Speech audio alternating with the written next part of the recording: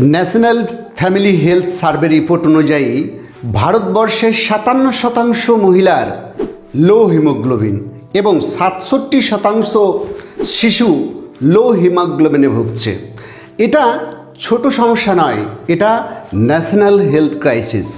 Haemoglobin কি? Haemoglobin হলো মায়ের কোলে শুয়ে থাকা শিশুর মতো। মা যদি বহন না করে শিশু পড়ে যাবে, ঠিক তেমনি হিমোগ্লোবিন যদি অক্সিজেন বহন না করে তাহলে আমাদের শরীর বিকল হয়ে পড়বে। তাই হিমোগ্লোবিন বাড়াতে আয়রন সমৃদ্ধ খাবার নিয়মিত খাওয়ার অভ্যাস গড়ে তুলুন।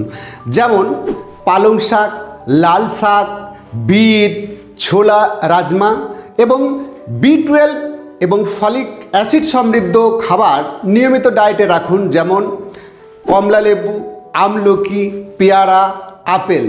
That's enough.